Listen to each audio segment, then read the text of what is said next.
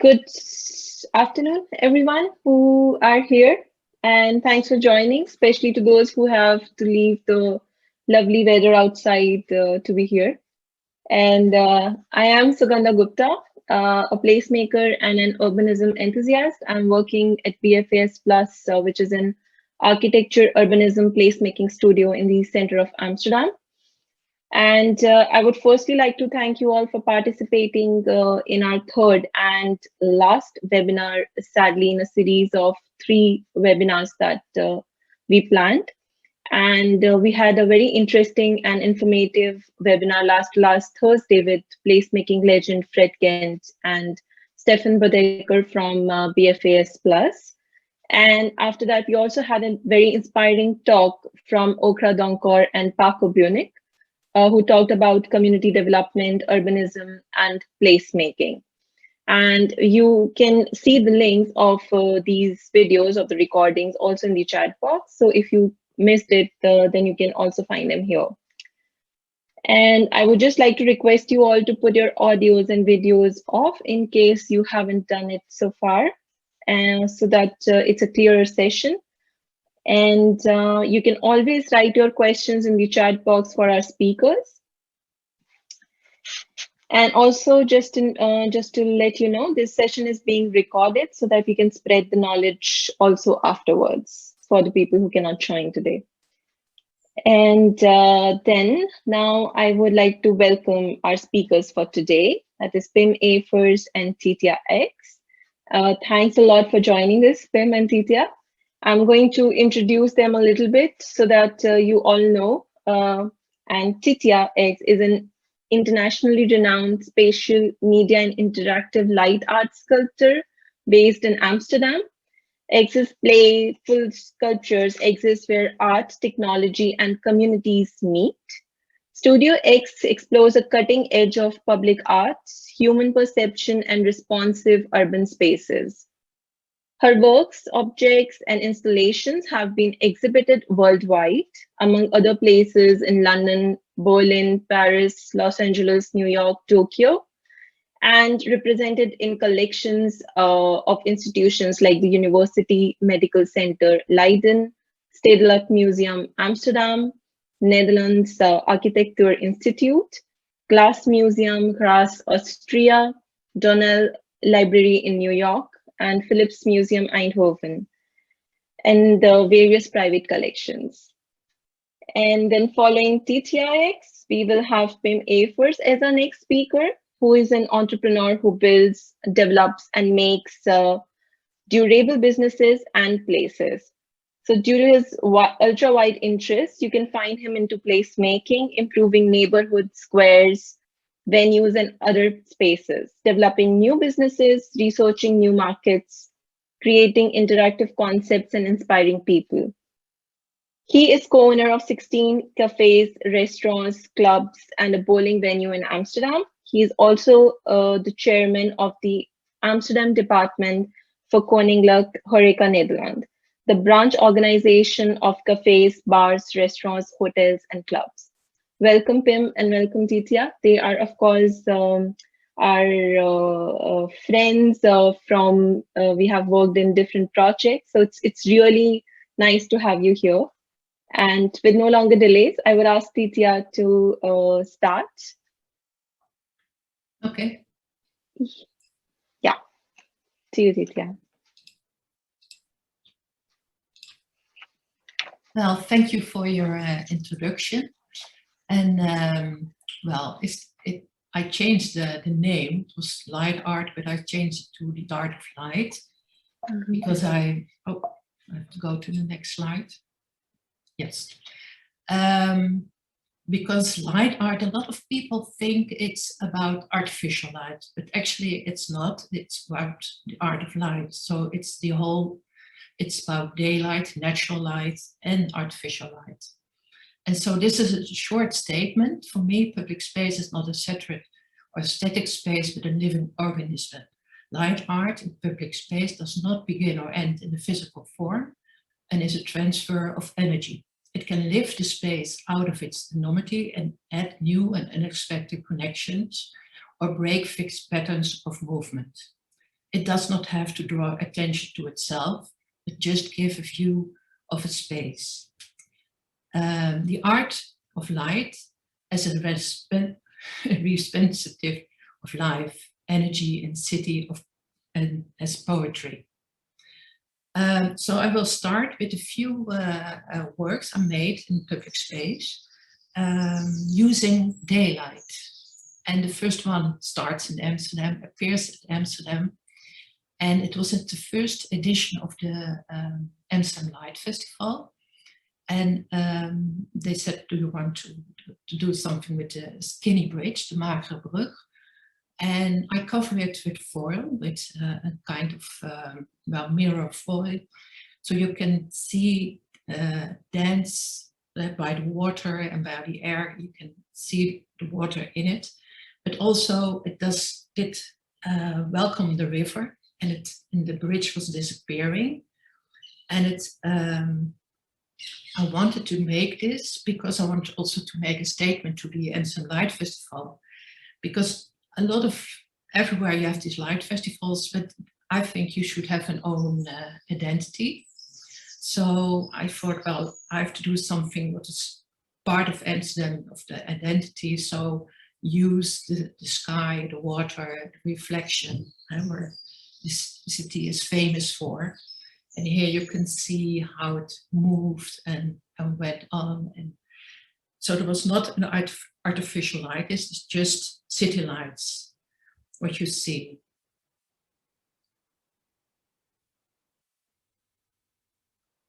The next one is also based on daylight. The poet is a cow. And this is in the welfare bank of Amsterdam. They invited me to have a show in the gallery downstairs, and I saw this huge white building and this window, and I thought, yes, let's make something for that. Use it as a canvas. So I used colored foil and made an image of it, and well, I wrote something about it to make it easier. Let's see. What light actually is doing, it's totally taking over the area, the space, and people could take here and the elevator, and they merge into the colors, but also people, the visitors of the bank, and also the people who are working there, they were gradually getting this new color. So it started with blue or with pink, and they got it into their office, and they got more committed to the daily environment where they were working. They were more aware of where they were, you could say. And well, so it was nice, but it was temporary. Try to do the next slide, but it's not, maybe you have to, okay. The next one is the waiting, and that's after the title song. There's a draft after the title song of Tom Petty for the festival Into the Great Wide Open. That's on the island in the Netherlands. And they asked me to do something on an unexpected place. So I had to find something and where people could go and stay. And I used Tom Petty,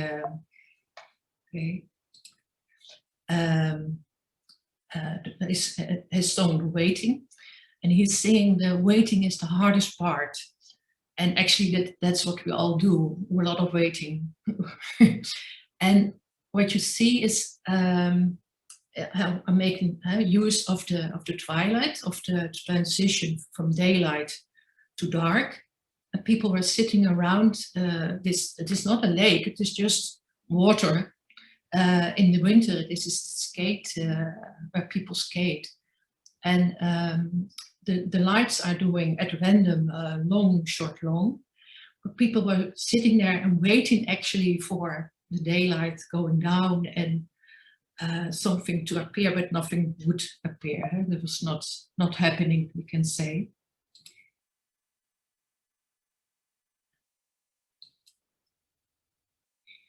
So these were three works with daylight. And the next one, I used interaction. This is a top view of the flower from the universe. It's built with LEDs and with sensors. This was in London at an expo. This is in a botanical garden. And actually it's built how plants are working. Plants, they need light, they need water, and they need a visitor. Otherwise they won't survive. They have to blossom and they have to shine. And what's happening is that so people can put their own color in the flower and they can work together. This is a school class working together and making it red, but it could also be blue or something. But this work is traveling along a lot of venues, and this was in Jerusalem.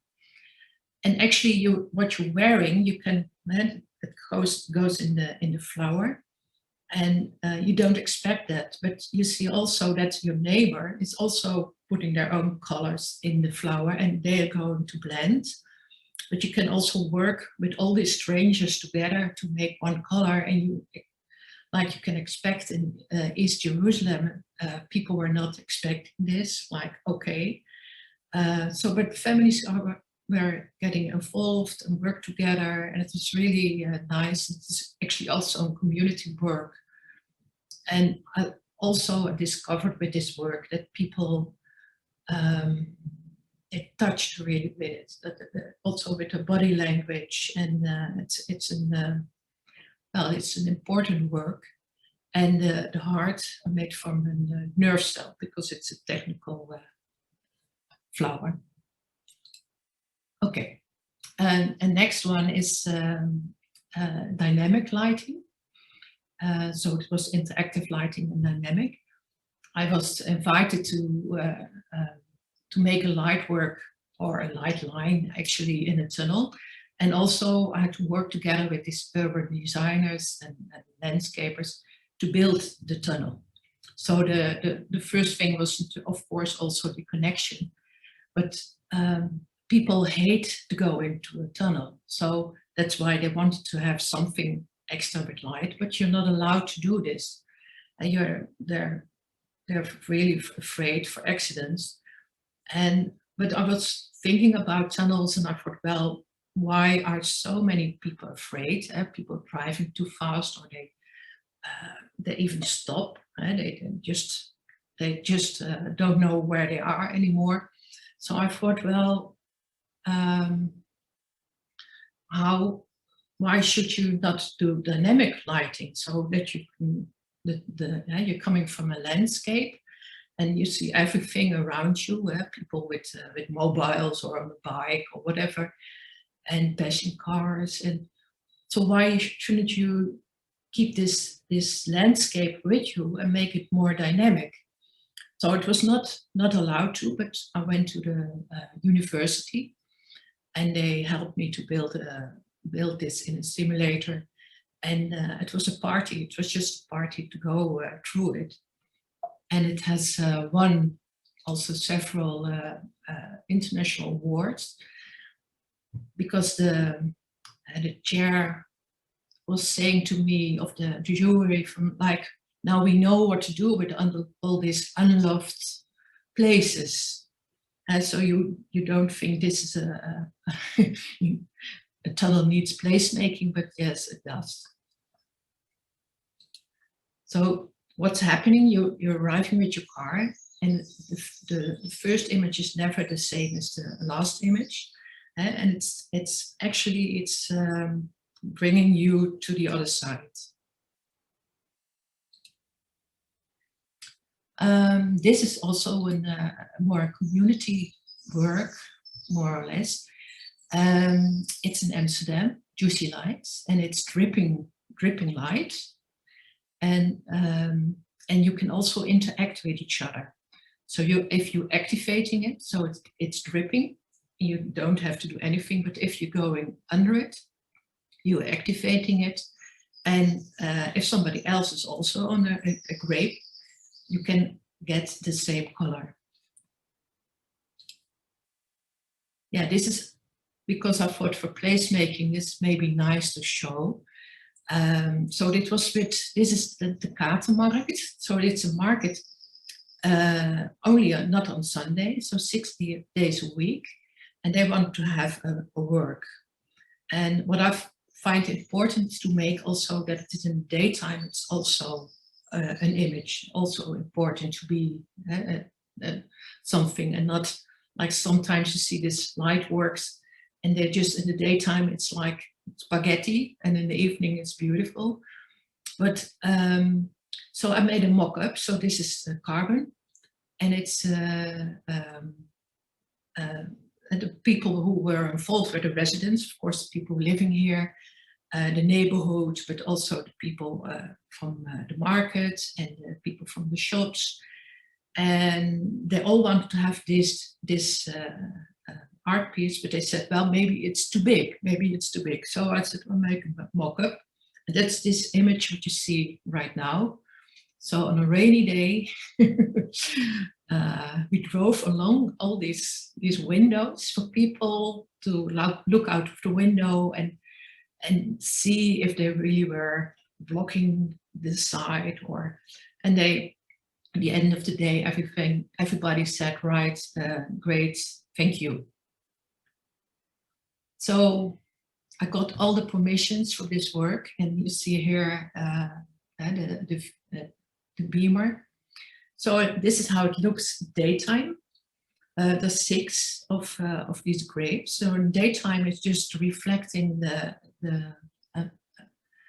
surroundings.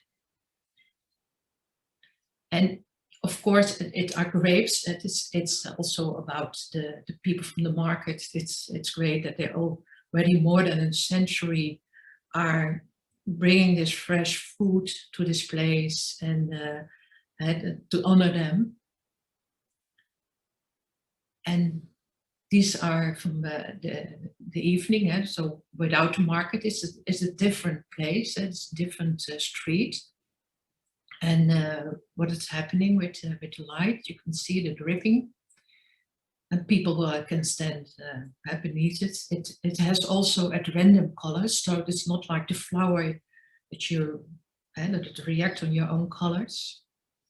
And this is with a group of the Light Challenge. So they came also, and you see also the whole line now. There's the Kinkerstraat, there's and Main Street is cutting the market, but you can see 5 of the 6.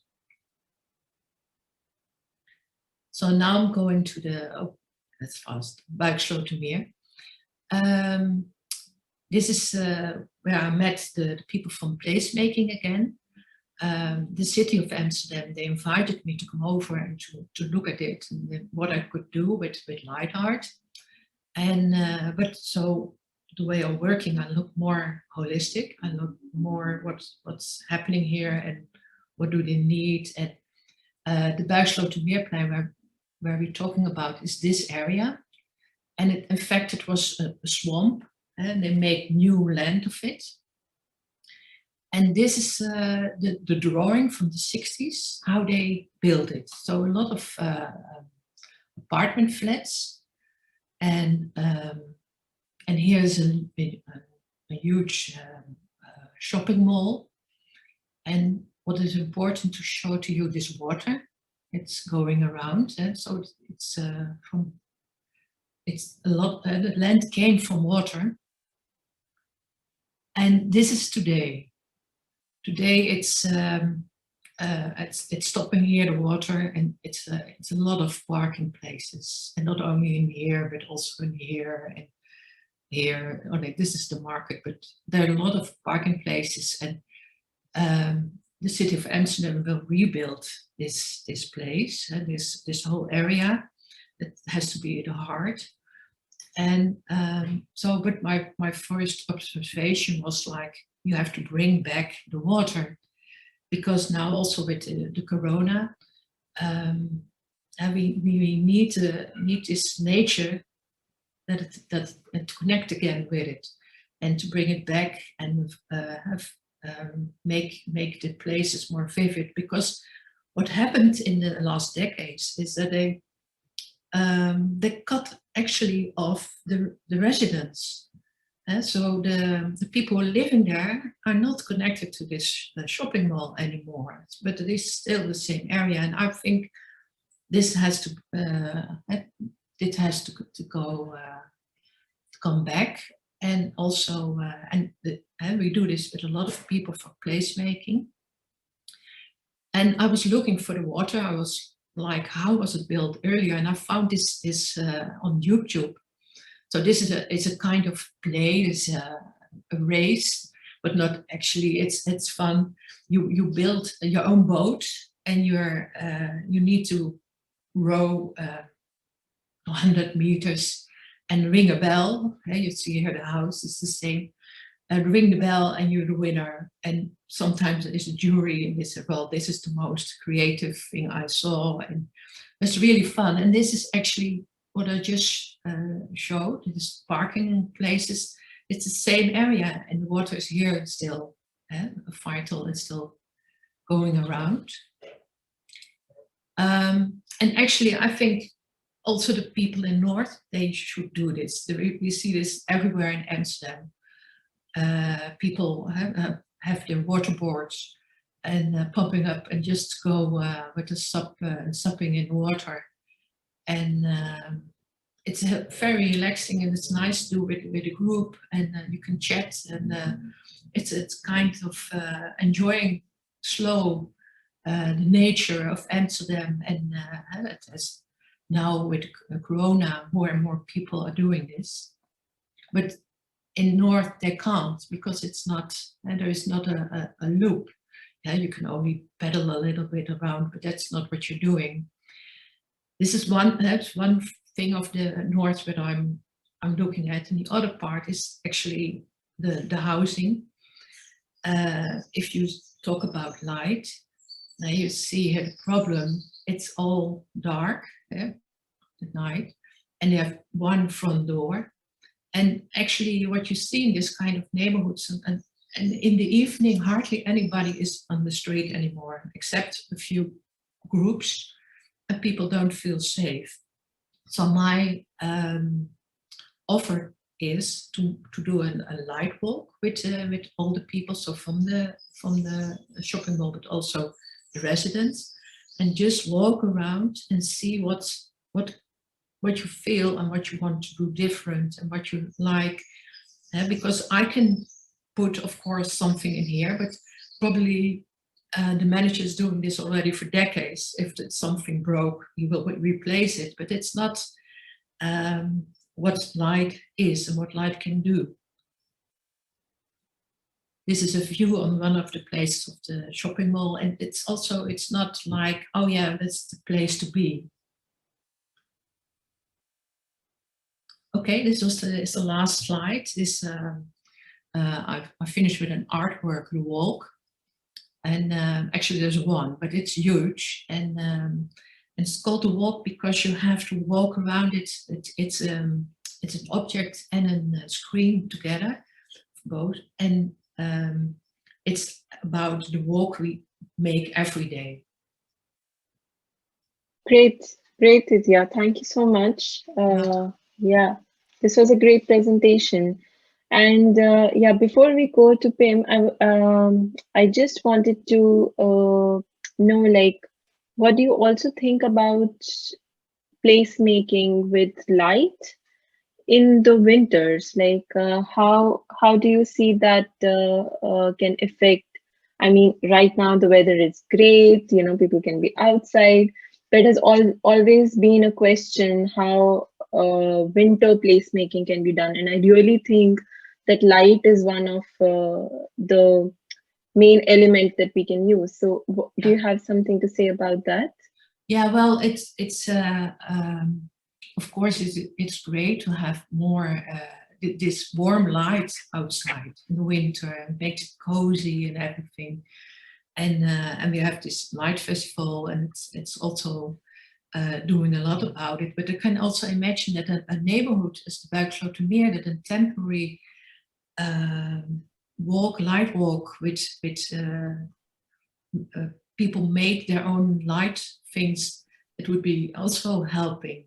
And it would be nice to discover with the people from the shopping mall if we could establish something like that for in the winter. Because now you feel actually more cold because of all this concrete. And you need the opposite, and also we need to make this connection with the whole environment again. Okay, perfect. Now we are going to move to Pim for now, but we come together again for a discussion at the end of the presentation. Yeah. Hey, so Pim, I would like to now invite you. You are in the spotlight now, so maybe now you can start with the. Great. I'll share my screen. Yeah.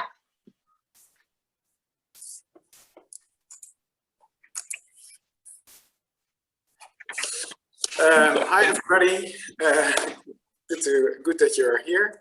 I will tell you something about hotel, restaurant, cafe, and clubs, about activating and how placemaking helps them before and also during and after COVID.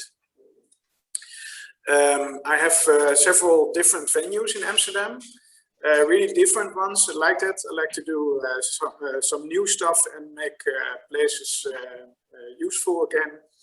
Yeah, there's some restaurants, some bars, some clubs, and a bowling alley. We will come by them as example in later on. Yeah, this is what we are going to talk about today. My first project was Hannekes. That was a contest of the city in which we didn't call it placemaking, but we did some placemaking. We won the contest, and then here in the middle you see an idea box. We asked everybody to come to drink free drinks and talk about their ideas about this place. During that we started building the building already, because we had to arrange some permits. So on another location we started to build it with reused materials and friends and family. So that there we also made a community of people who were loving the building and people who were seeing their ideas come through. Before we opened, we asked the neighbors, the direct neighbors, to come and drink and eat with us and discuss of what we made of it or what we would make of it. And then, oh yeah, this is fun. In Amsterdam, you're not allowed to make trees, to put trees on your terrace, but you're allowed to place stools. So if you write stool on it, you're allowed to put a tree on your terrace. So we had to be creative in every way to every part of the city. And in our venue, we really focused on arts being important, because then you make stories and you make experiences, and that's good for coming back.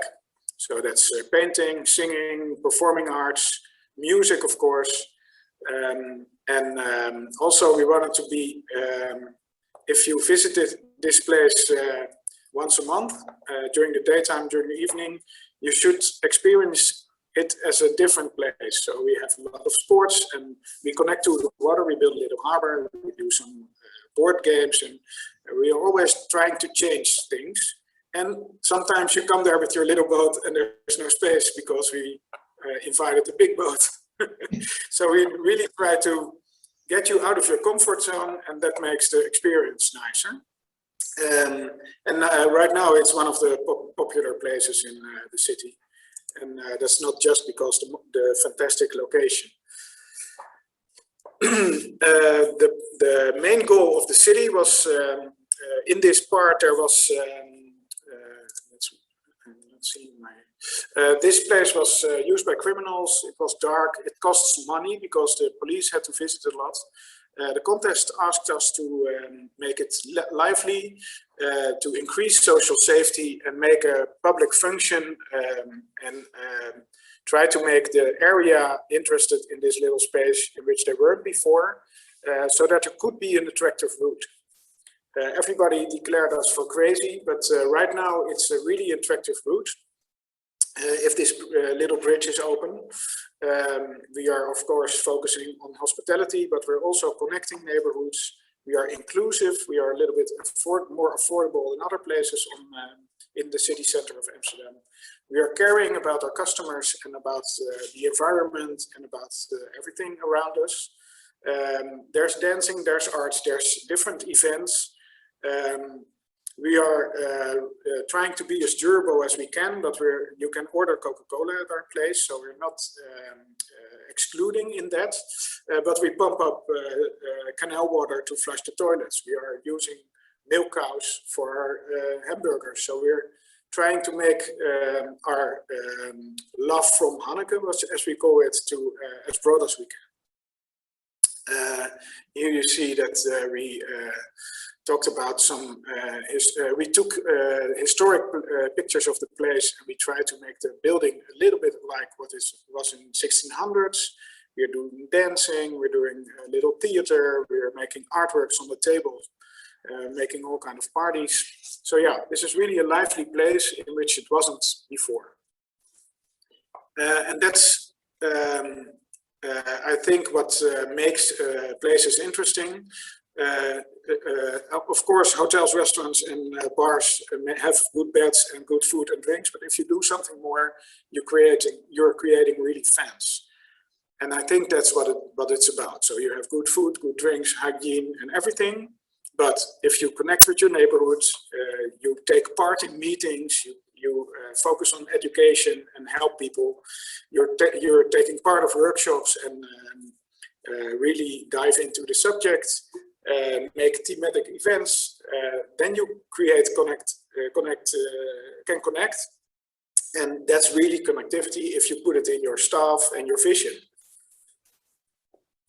With hotels, they also, if you see the successful hotels, and especially at COVID, you could see it, if they are not only focusing on hospitality, you see if they're connecting neighborhoods, they fill gaps in city plans. If some hotels, they open up their wellness, their bakery, they're a pick-up point, they have some shops, they create a community center, and that makes a city plan complete. Sometimes they're in a neighborhood where these kind of things miss. Also, they clean the streets around them. They, especially hotels, are good in focusing on education. They're supporting minorities, but and if they focus on more than just running a hotel, then they are more successful, and they're integrating in the part of the city in which they are. A nice example is Hotel Jakarta on the Java island. This is a temporary school which moved to this place for the next few years, because this place was reserved to make a hotel. And this hotel started off with people who were living on the island, and which view of these balconies they would block. It was in the city plans, but this is of course still a shock for the people who live there, because their view will change, and it's really nice. But they made it really nice. The people said, we are missing a bakery, we are trying to get some neighborhood meetings and everything, but it's always off the island. And this hotel really connected those people, made a pickup point for the packages they order. They opened up the wellness for the people. So they're really an inclusive part of this community there. And then it's going, the business is also going better. The concierge is also living here. So yeah, that's really nice. The neighborhood is taking part in it.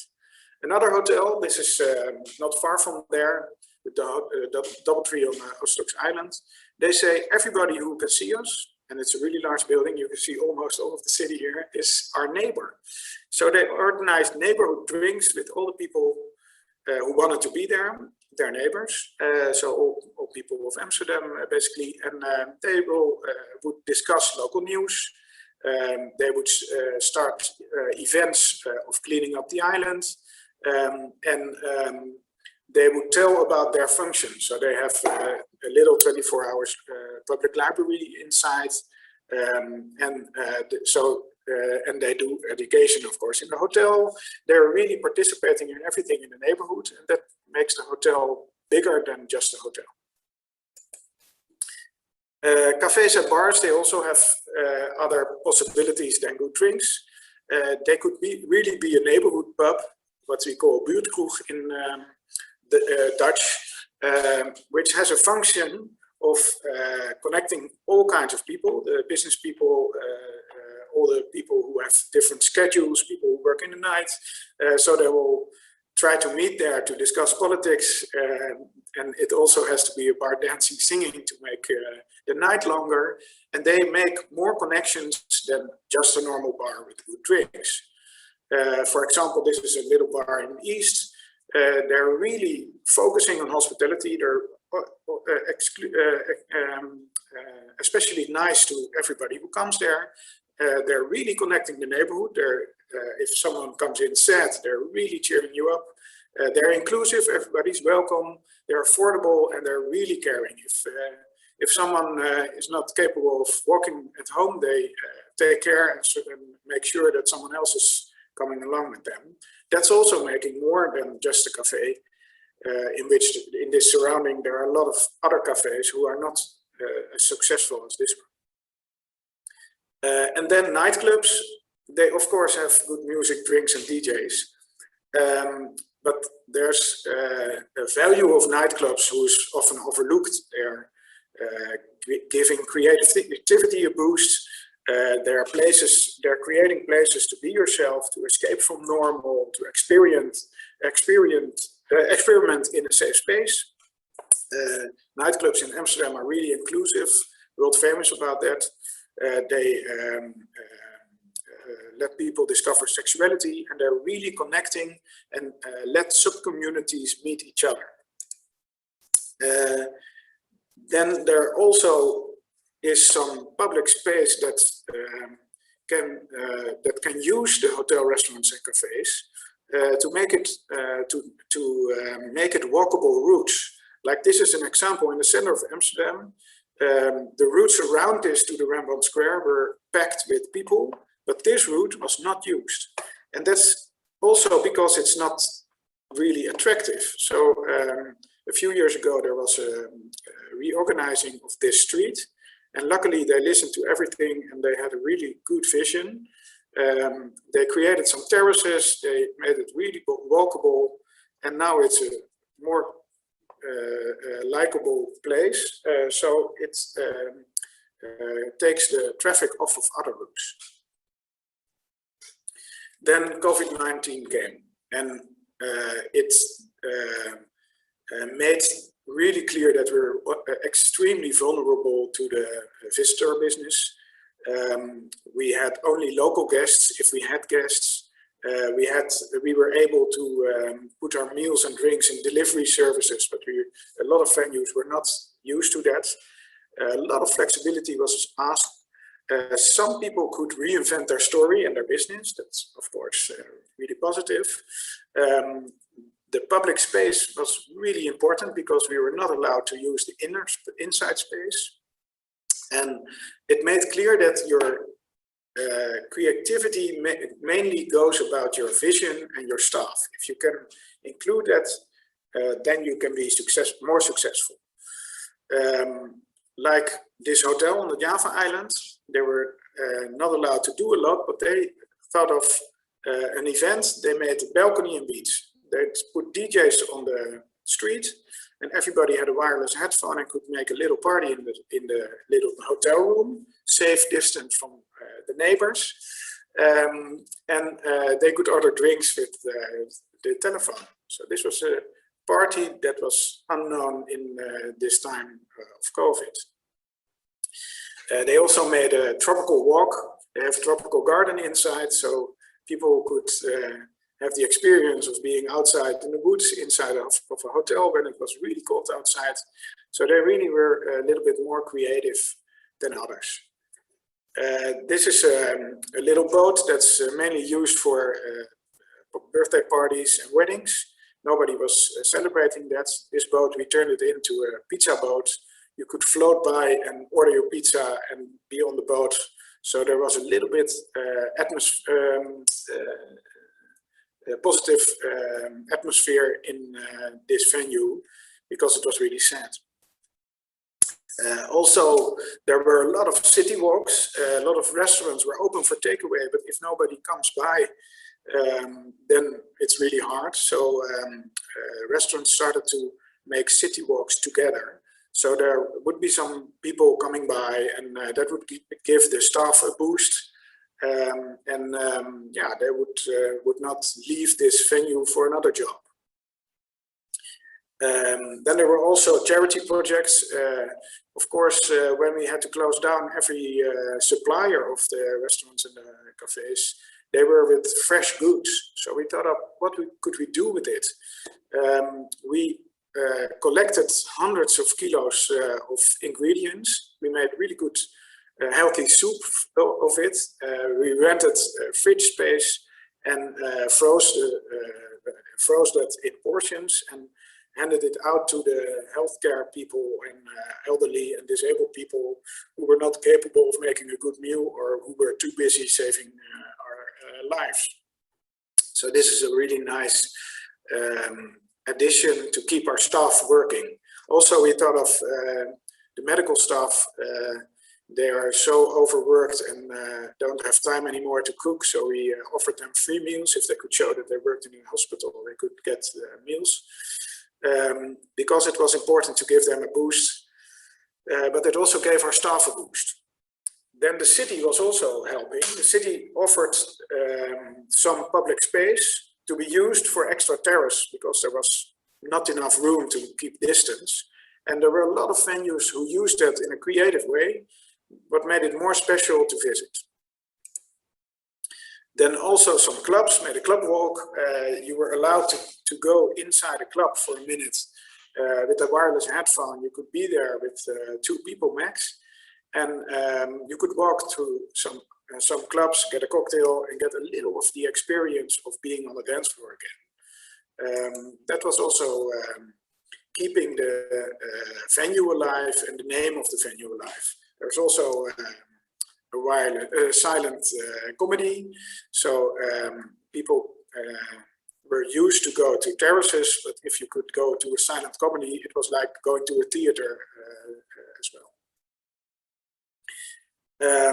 Then it's really, I'm seeing my notes here. Then it's really important that the city realizes that the public space is important. Here you see 2 different pictures. One is with an empty square, and one is the square normally used. The city should focus, I think, on making that space available and keep it clean and safe. And then asking entrepreneurs to make a connection plan and a creative vision to use that space. And I think also in the longer term they should do that. You see also 2 different pictures, one in COVID and one in a normal setting. You see that the entrepreneurs here, they also make the street nicer to go through. You see if they are not there, this is a clean street, but the streets would be filthy. And this is just after cleaning, and it would be empty and it would be not so safe. We saw the other way around. We saw parks overcrowded when it was sunny outside. And normally this is the same park, it's medium crowded. It would be a really big mess if the people would leave that park. And now we see when the terraces are open that it's not such a big mess in the park. People are on a bigger distance in this park and also on the terraces. So there should be more trust in between entrepreneurs and the government. Also nightclubs, they had to reinvent them because nightclubs are still not open and they won't open for a little while, I think. But some of them, they made a sport club. Some of them, they made a little terrace to keep the spirit in the staff. You see that some of them try to make a theater setting with a lot of space between the visitors. With a DJ, there were streams in which you could enjoy the performance of a DJ, but it's really difficult to make that economical or healthy. So if we summarize, it's I think the success factors are to have a story, to have fans, to make a connection and to be creative. But the most important is to make this part of your vision and find staff or educate staff to be able to do this. And then what we also see in the Netherlands, there are a lot of old buildings and they are really small. So the 1.5 meter safety distance that we have now is too much to make a feasible business plan. So we really have to be more creative to attract everybody. So this was my presentation. Perfect. Thank you so much, Pim, for giving like such an inspiring story of the HoReCa industry. Yeah, I'm actually really happy also in a sense to see the creativity that came, but of course it was not a good time for the HoReCa industry. So the good times are to come for sure. And yeah, now we move towards our discussion round, and probably I'll take the first question from our chat box. Yeah, there is a question that looking at Slotermeer Plein in Amsterdam North, how can you realize, this is for Pim, how can you realize hospitality projects like these that the community that already lives there can afford and participate, and not only the wealthy families that have 2 incomes, for example, but like for everyone. So yeah, what would be that thing from you, Pim? Yeah, it's an interesting question. Actually, about 2 years ago, I was thinking of this, of the Slotermeer Plein, and I discovered an empty bowling alley there in the middle of the, or next to the market square. And I think the key ingredient would be to not let the usual prices of the ground decide what the rental price would be, but the entrepreneur who has the best plan for a building like that or a square like that, to let him or her take part of it, and under a condition let them make their plan in the venue, and then it's possible. It's because it's really hard to say next to the metro station, you can say this ground price is the same as the Leidse Square. And then obviously it can be not for the inhabitants around it, but we don't want that. So we were thinking of that. And actually I made a nice plan, but there were, I think, 15 plans for that building. And there's a lot of energy of people who think of this. And I think it's necessary, especially after COVID, to reinvent those rental prices. Maybe there should be a kind of risk part in it, that if it's successful, the ground owner or the building owner profits of it. But if it's not, then it must not higher the prices. And I also think the selection of people who are the entrepreneur would be important. So it should not only be a city plan, here must be a cafe, and here must be a hotel, and here must be something else. I also think it will be more successful if you see what kind of venue it would be. If it would be an international restaurant chain, then it's something else than when it's an entrepreneur from around Amsterdam or in Amsterdam who loves this place and will make a venue. Yeah, I think that is really interesting to include, of course, the local community in the plan, and of course we also saw all these initiatives that were coming for the bowling alley, which was also very interesting. Hopefully we can make something of it in the future.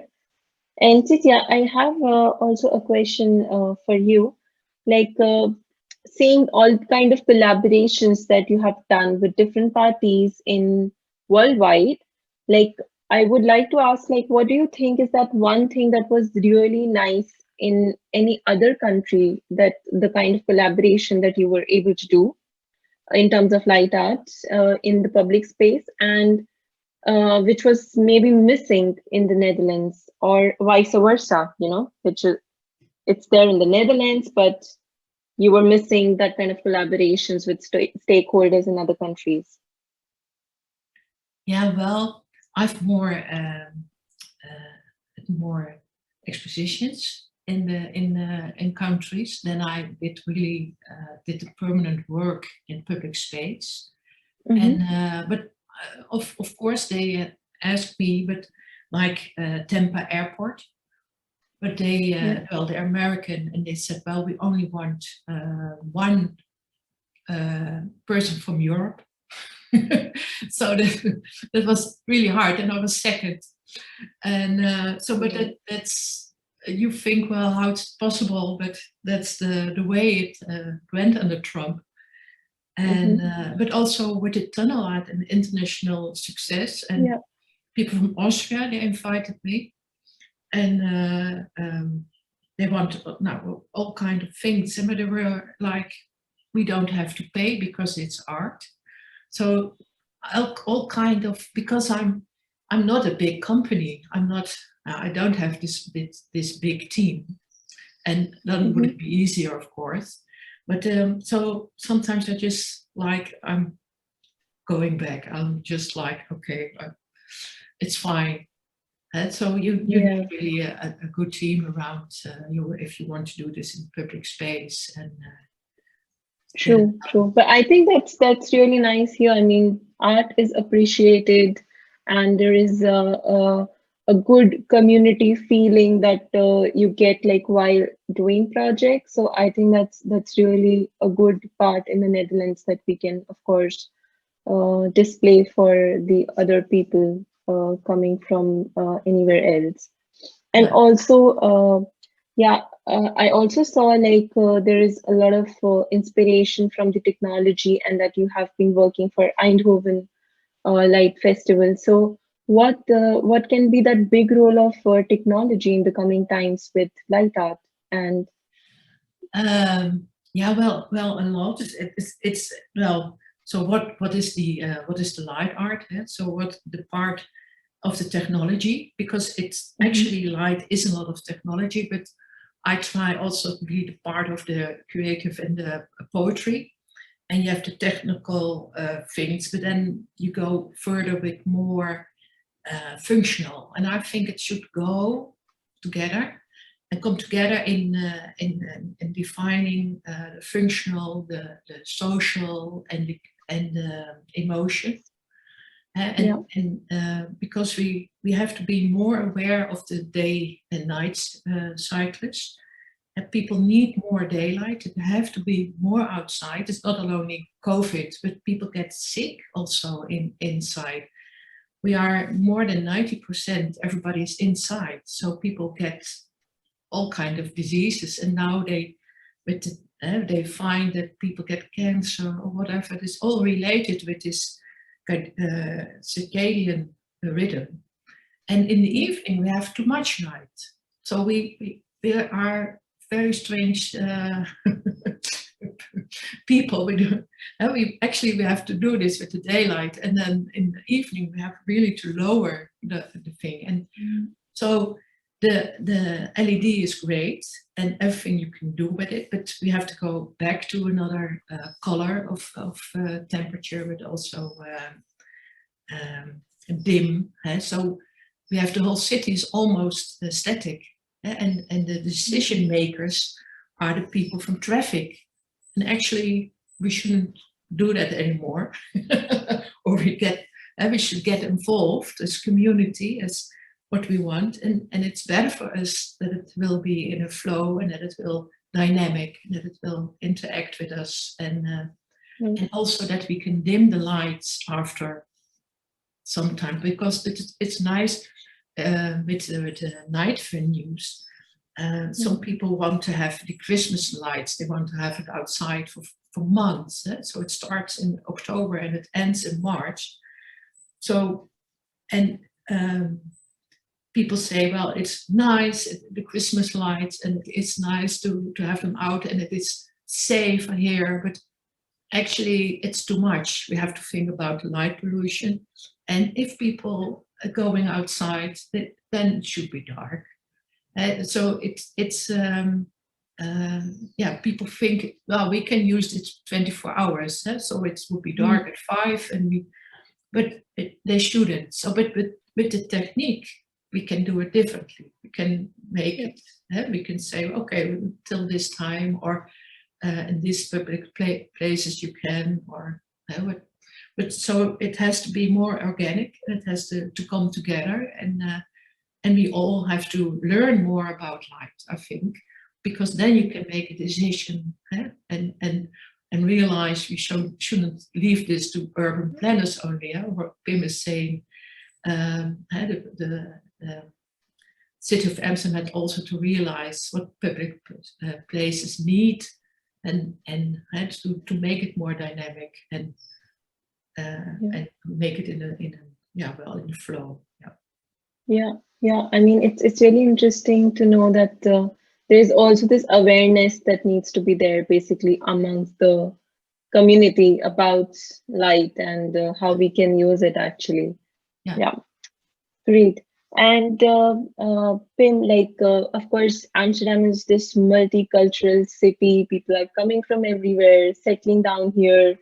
And so what do you think is that thing in the HoReCa industry that can make the city even more inclusive? And how can that help basically the government and the municipality's vision to make it more inclusive?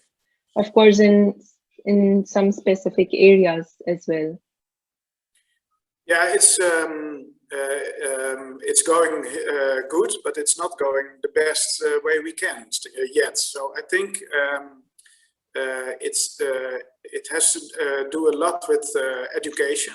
We see if we educate people, then that's the best investment we can do. So the hotel, restaurants and cafes, they try to take part of that. Hotels are better in it because they tend to have a more structural organization and have all kinds of levels. And for example, if you see the staff lunch at a big hotel, then it's the most inclusive as you can wish. Every religion is lunching together with others.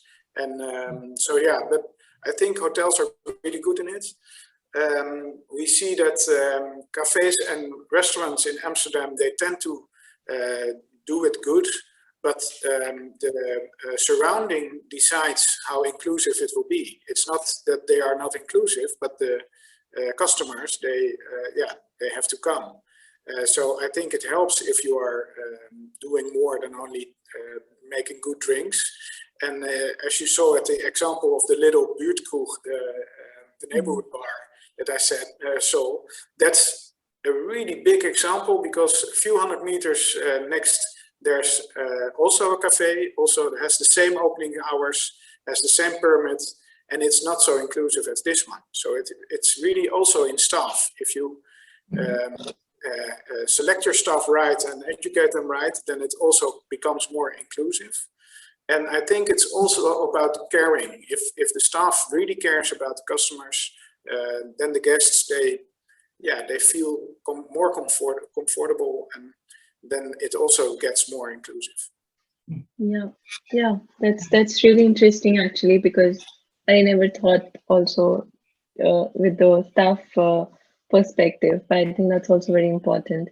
And of course, we have been into these debates since a very long time of how many tourists are coming to Amsterdam. Are we prospering through the tourists, or are we not prospering through the tourists? And what about the local people? So what would your perspective be, Pim, on this whole debate? Well, I think that you mean how we come out of COVID like this? Yeah. I think it's going to be really difficult because when we open up all the airlines, then we will get all kind of different diseases again, disturbing what we are trying to make down. But I think also that all the restaurants and hotels, they really have their measures. So they make some adjustments on their interior. They make some cleaning stuff, and they also educated their staff. But I think this summer we will, the climate will help to get the virus a little bit away. We are making the vaccinations better. So I think this summer we will experience a more normal way of going to the venues. And then after summer, there are a lot of conventions already booked. So they're small, but they're not the biggest conventions, but the conventions will start, and that will start off the economy. If there's a convention, there are a lot of people building that, supporting it. So there are rich and poor people coming to the city and making the city more inclusive because of the visitors. And I think that will gain trust in all the venues. So then I think also the staff is a little bit anxious to go back to work in the hotels and restaurant business because it's fluctuating. The hotels, they only have 12% occupancy in Amsterdam, and it's not a good operation. And the restaurants, they make a loss when they are open. So that's also, it looks like it's not a safe business, but I think this summer it will be safe again, and everybody who will call their old employer, they will get a job because we need good people. And they are in love with this work. So I think that's the key that the entrepreneurs need. If the people are in love with that work, they will need them. And then they also make it more inclusive. Yeah, that's true. Yeah, but of course, we hope that we are getting back to normal. So that would be actually great. And Titia, I was also, Titia and Pim both, I have a question for you too, because I saw in both the presentations how history is very important, and how any kind of art, or when you want to get creative, the history is actually, you have to see how important that is. So do you people actually consider that in every project of yours, or in any light art project or any project that you come up with, or like how does that process goes? Maybe I'll take it with Titia first. Yeah, well, it is very important because it's the history where you're going further with. It is the identity of a place. It makes a connection with the people, where it comes from. You have to understand the place to read it. So it's always the history. You need to know why you're doing something and why it's there and why it's like the way it is. Right? And also about the other subject about the education, I think also about light. People need much more to know about it. They need knowledge about light. We don't learn this now, but I think it should be just everybody should know more about it for the health. And so after this Corona thing, I think people have to realize it what it is. Yeah. Maybe Pim, you have something to add? Yeah, I try to go back to the history at every project. I first opened the map of Amsterdam and try at which year this place would be there. And that's easy in the city center because it's all buildings there. So you will find really nice things. At Hannekes there was nothing. And then suddenly at 1662, it was on the map. At Vergulden Eenhoorn, it's a monument of the country.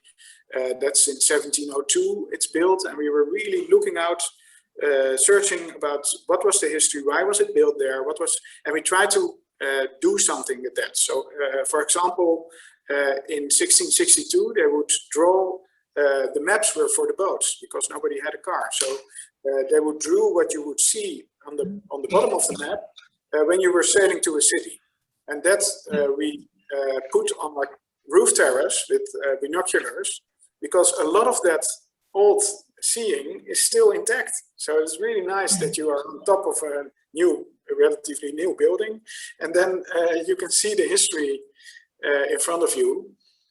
So yeah, we really liked it. And also at the West Indies House, we had a conflict with the Black Lives Matter movement because Peter Stuyvesant was not really nice, but nobody was really nice in that time. So yeah, his statue is on our place, and we do not admire that, but we use it to start a story about that. And then we dive into the history of that venues, and it's really nice. It's also, yeah, it gives people also more reason to visit it, because it has, if you tell the story of the history with it, it's a better experience. Yeah, great. Perfect. It was lovely talking to you and about the different perspectives that we get from Pim about the HoReCa industry and from Titia about the light industry. I would like to end this with like one-liners from you both about placemaking that we can take away from this webinar, like, and about, of course, with what you do. Maybe with Titia? Well, a very short one. Light is life. Nice. Great. And Pim? Yeah, sorry, I forgot to make one. It's okay. No, you can come up with something. Well, at the beginning we said we need social distance, and I think it's good to refer to that. I had a lot of discussion about that. We do not need social distance. We need some physical distance for a little while, but no social distance. Great. Perfect. Thanks a lot for joining us today, Pim and Titia, and thanks a lot everyone for joining us. And of course, when we have the recording, we would send it to you and to the ones who, of course, missed the session today. Okay. But it was lovely seeing you, and happy afternoon, evening now. Like the sun is still shining, so yeah, that would be great. It will take perfect. a light shower. Okay, bye. Bye. Thanks.